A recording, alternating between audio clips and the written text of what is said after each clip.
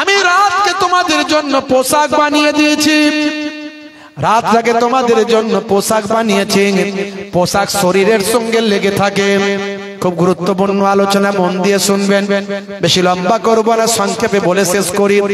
পোশাক আমার আপনার শরীরের সঙ্গে লেগে থাকে, রাতটাকে তুমি শরীরের সঙ্গে লাগিয়ে রাখো, অর্থাৎ রাতের বেলা অন্ধকারে এর ভিতরে থাকো। আরো ক্লিয়ার ভাবে আমার আপনার নবী জানিয়ে দেন, বুখারী শরীফের হাদিস 5624 নাম্বার হাদিস। হে তরুণ যুবকেরা, عن جابر أن رسول الله صلى الله عليه وسلم قال أطفئوا المصابيح إذا رقدتم। আল্লাহর নবী বলেন, যখন তুমি ঘুমাতে যাবে রাতের লাইটটা, আলোটা নিভিয়ে দেবে। কোরআনে যা বলা হলো, হাদিসে আল্লাহর নবী আরো সুন্দর ব্যাখ্যা করে দিলেন। স্বাস্থ্য বিশেষজ্ঞরা বলছেন 1450 বছর পর, বেশি উদাহরণ লাগবে না, কয়েকটি উদাহরণ দিচ্ছি।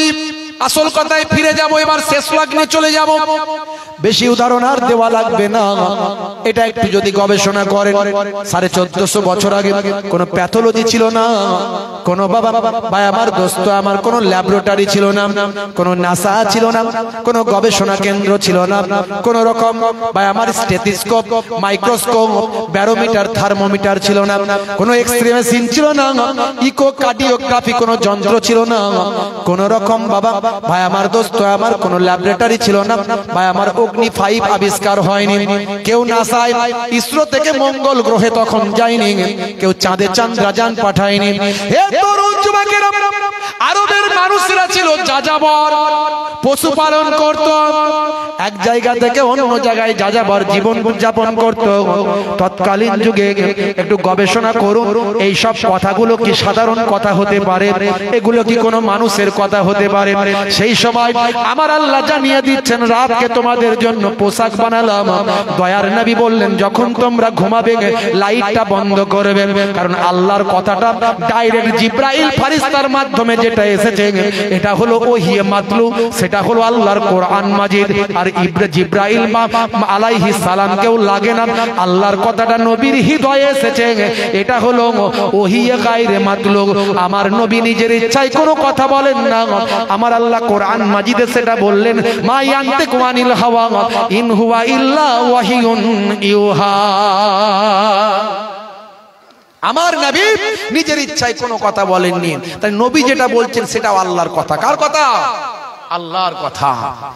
হে তরুণ যুবকেরা, 1450 বছর আগে আল্লাহর নবী সোনার জবানে বললেন, যখন তোমরা ঘুমাবে লাইটটা আলোটা বন্ধ করে দাও। সেই সময় কোন রকম কোন গবেষণা কেন্দ্র, বিজ্ঞান ছিল না, সায়েন্স ছিল না। আজকের যুগে 1450 বছর পর আল্লাহর নবীর কথা, কোরআনের কথাকে স্বাস্থ্য বিশেষজ্ঞরা স্বীকৃতি দিল। হে তরুণ যুবকেরা, স্বাস্থ্য বিশেষজ্ঞরা বলছেন, শুনে রেখে দিন বাবা, জেনে রেখে দিন, মাথার ভিতর থেকে 5 ধরনের হরমোন তৈরি হয়। তার মধ্যে একটা হরমোন হলো, যখন আপনি ঘুমিয়ে থাকবেন বাবা, যখন গভীর ঘুমে আচ্ছন্ন থাকবেন, গভীর ঘুমে যখন আচ্ছন্ন থাকবেন, ভাই আমার আলো যদি বন্ধ থাকে, লাইট যদি বন্ধ থাকে, আর যদি ঘুমটা আপনি গভীর ঘুমে আচ্ছন্ন থাকেন, মাথার পেছন সাইড থেকে একটা হরমোন নিঃসৃত হয়। চোখ যদি বলে অন্ধকার আছে, ব্রেনকে ইন্ডিকেট করে, তখন ব্রেন নিজের মাথার পেছন সাইড থেকে এই হরমোনটা বের করে। এই হরমোনটার নাম হলো মেলাটোনিন হরমোন। এই হরমোনটার কি কাজ? হে যুবকেরা শুনে রেখে দেন, এই হরমোনটা মাথার পেছন সাইড থেকে বের হয়ে আমার আপনার ব্লাডের সঙ্গে মিশে যায়, রক্তের সঙ্গে মিশে ক্যান্সারের জীবাণুকে প্রতিরোধ করে, শরীরকে ক্যান্সার থেকে এই মেলাটোনিন হরমোন বাঁচাতে সহযোগিতা করে। জোরে হবে না? একটু ভাবুন, একটু গবেষণা করুন। কোরআন সত্য, বিশ্বাস করুন। নবী সত্য, বিশ্বাস করুন। আল্লাহ সত্য, বিশ্বাস করুন। বলে হ্যাঁ হুজুর বিশ্বাস করেছি, তো বিশ্বাস করেছি তো নামাজ কেন পড়ো না? নামাজ কেন পড়ো না? এখানকার ছেলে পুলে সবাই নামাজ পড়ে, কি পড়ে না? পড়ে না? পড়ে না? দেখছেন বলে হুজুর সব মানি, নামাজটা হুজুর পড়তে পারি না, কিন্তু ঈমান আমার পাক্কা, ঈমান পাক্কা, নামাজ আমি পড়তে পারি না, ঈমান পাক্কা। বুঝতে পারছেন?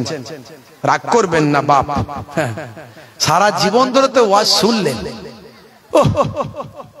সারা জীবন ধরে ওয়াজ শুনলেন, কি জানে না বলেন তো? কি জানে না? কত ওয়াজ শুনছে, 40 বছর ধরে ওয়াজ শুনছে, শুনে কি বুঝেছে? কি বুঝেছে?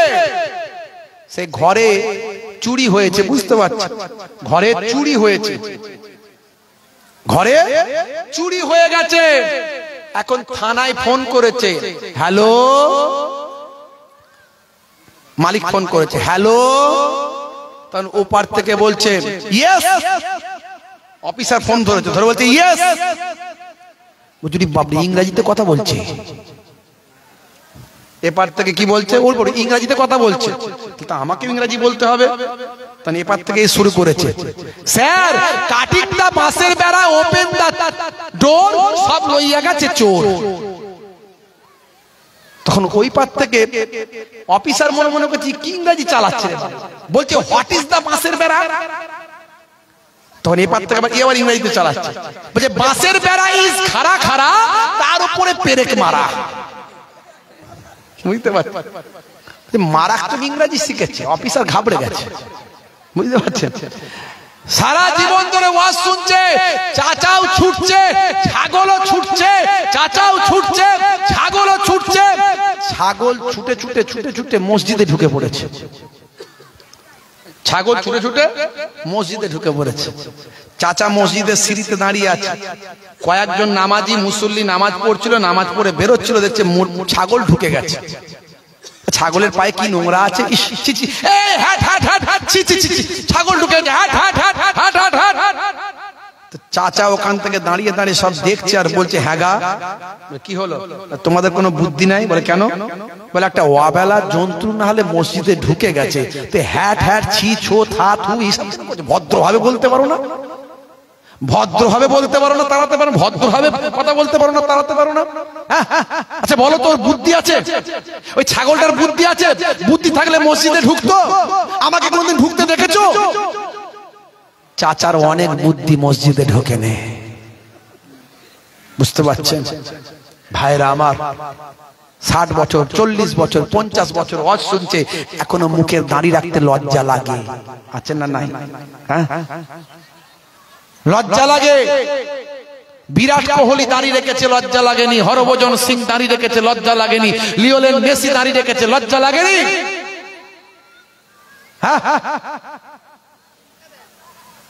সুন্নতি দাঁড়িয়ে রেখেছে, হাসিম আমলা, মঈন আলী খান, জুনায়েদ জামশেদ,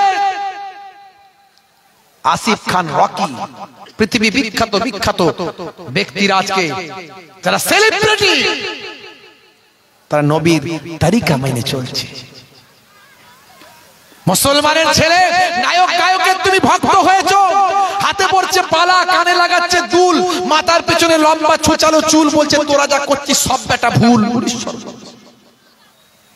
মাথার এই দিকটা চেঁচে ফাঁকা, ওদিকটা ফাঁকা, এদিককারের চুলকে ওপর থেকে দিয়েছে ঢাকা, তাতে আবার পেছন থেকে নিয়ে এসেছে করেছে খোপা।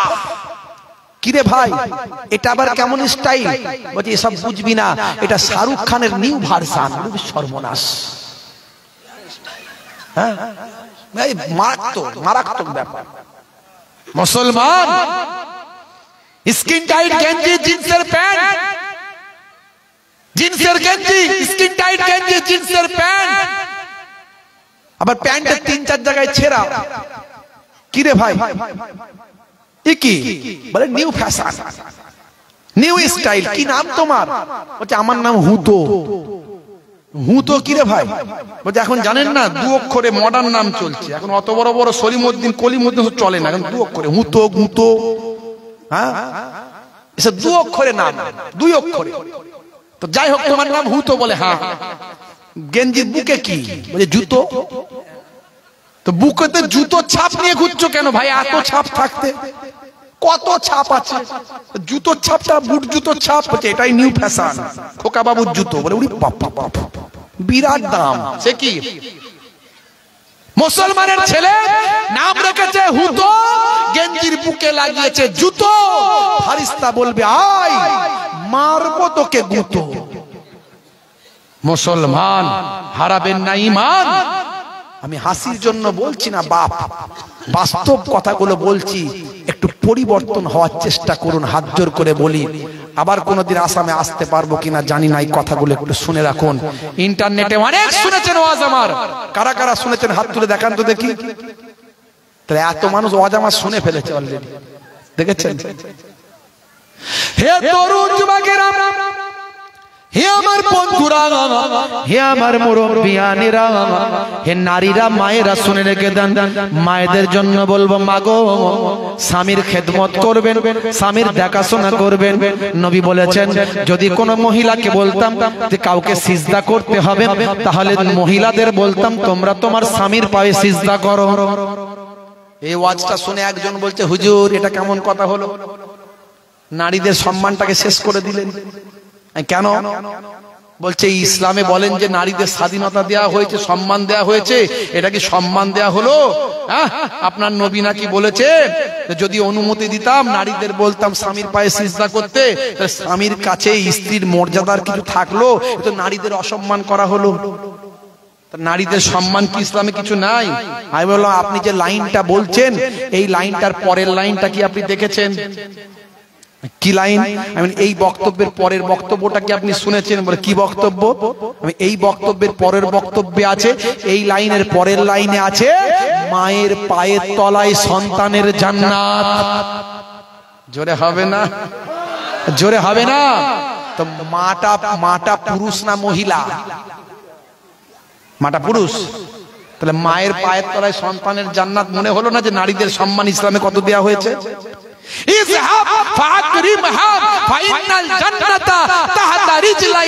যাও তোমার মায়ের সম্মান করো, কারণ তোমার মায়ের পায়ের তলায় তোমার জান্নাত। জোরে হবে না? হে যুবকেরা, ছেলেরা, ভাইয়েরা, বাপেরা, বাপ মাকে কষ্ট দিস না বাপ, বাপ মাকে কষ্ট দিস না। যা গন্ডগোল হয়েছে হয়েছে, বাপ মা তো জন্মদাতা বাপ, জন্মদাত্রী মা তোকে দুগ্ধ পান করিয়ে বড় করেছে। অনেক রাগ তাপ দুঃখ থাকতে পারে, পাটা ধরে একবার তুমি ক্ষমা চেয়ে দেখো, তোমার বাপের চোখ দিয়ে পানি ঝরবে, মায়ের চোখ দিয়ে পানি ঝরবে। বুকে টেনে নিয়ে বলবে যা তো সব কিছু আমি ভুলে গেলাম, আমি তোকে আমার সন্তানকে ক্ষমা করে দিলাম। বাপ মায়ের চেহারার দিকে শ্রদ্ধার নজরে যদি একবার দেখো, নবী বলছেন ফিকুল্লে নাজারাতিন, প্রত্যেকটা দৃষ্টির বিনিময়ে আমার আল্লাহ এক একটা নফল হজের সওয়াব লিখে দেন। সাহাবী বলছেন হুজুর যদি কোনো সন্তান তার বাপ মায়ের চেহারার দিকে 100 বার তাকায়, একবার দেখলো আবার দেখলো, আবার মাথা নিচু করলো, আবার দেখলো, আল্লাহর নবী বলছেন আল্লাহর দরবারে রহমত, দয়া, সওয়াবের কমি নাই। আমার আল্লাহ ওই সন্তানের নামাজ আমলে 100টা কবুল করা নফল হজের সওয়াব লিখে দেন। যুবকেরা একটু ওয়াজটা বাড়িতে নিয়ে যাবেন, শুধু শুনলে হবে না, যেখানকার কথা সেখানে ঝেড়ে রেখে দিলে হবে না। হে নারীরা, মায়েরা, 4টে ভালো কাজ করবেন। আল মারাতি সাল্লা খামসাহা, 5 ওয়াক্ত নামাজটা পড়বেন। হে নারীরা, মায়েরা, বছরে 1 মাস রমজানের রোজাটা রাখবেন।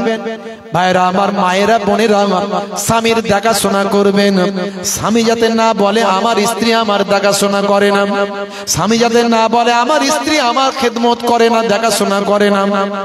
আপনি বলবেন হুজুর শুধু নারীদের উপরই কি স্বামীদের অত্যাচার? সব স্বামীদের খেদমতি করতে হবে? আল্লাহর নবীর হাদিস মানলে কাউকে ছোট করা হয় না। দয়ার নবী বলেছেন ইয়াকুনু ফি মাহনাতে আহলিহি ওয়া ইয়াকুমুল বাইতা ওয়া ইয়াহলিবুনা সাতা ওয়া ইয়াখিতা সাওবাহু ওয়া ইয়াকসিফান আলাহু ওয়া ইয়ামিলু বিজাতিন মিনাস সুক।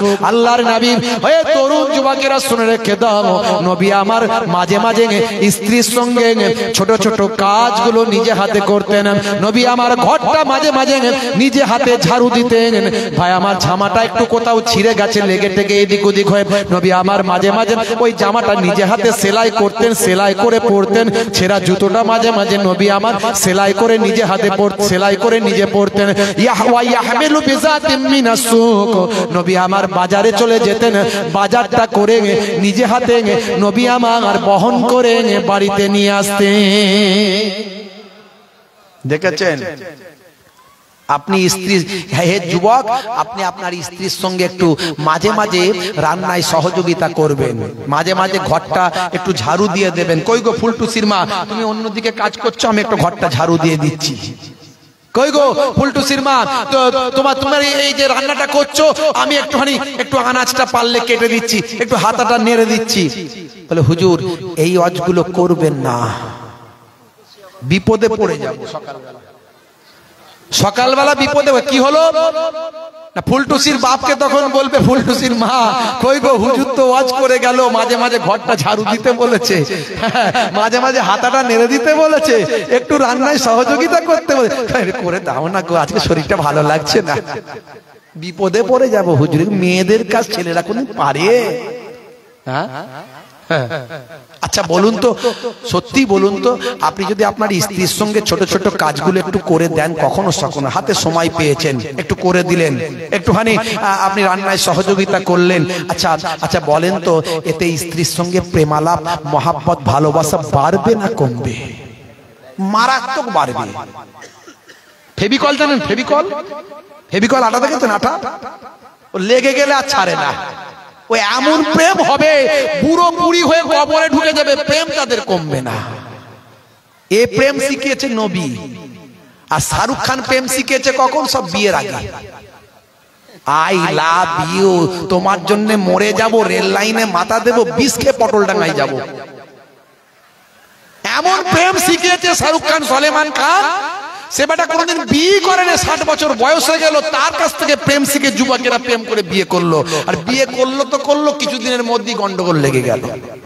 সলমান খানের কাছ থেকে প্রেম শিখবে, গন্ডগোল হবে না? হ্যাঁ, বুঝতে পারছেন? কথা হয়তো খারাপ লাগছে কিনা জানি না, ভাব একটু টিচার মানুষ তো বুঝতে পারছে, একটু বুঝিয়ে বুঝিয়ে বলছি। ভাইরা আমার, তরুণ যুবকেরা আমার, মুসলমানের নারী সে হয়েছে আনারি, মুসলমানের ছেলে সে হয়েছে পিলে। এরা বলছে টিভি, ওরা বলছে বিবি। রাগ করবেন না বাপ।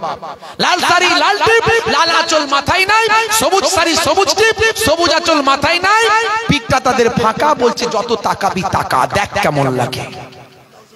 এখন মোটরসাইকেল কিনেছে, এখন 1 তলা আর 3 তলা, আপনাদের দিকে বেরিয়েছে কিনা জানি না। একদিন জলসায় গেছি, বলছে হুজুর একটু মোটরসাইকেলে যেতে হবে, গাড়ি আর ঢুকবে না। কই মোটরসাইকেলে চাপাও তাহলে দেখি। ও বাবা, ও বসাচ্ছে 1 তলায়, আমাকে চাপাবে 3 তলায়। আমি তোর ঘাড়ে চাপবো নাকি আমি? তুই বেটা আগে যা, আমি হেঁটে হেঁটে যাবো, যা।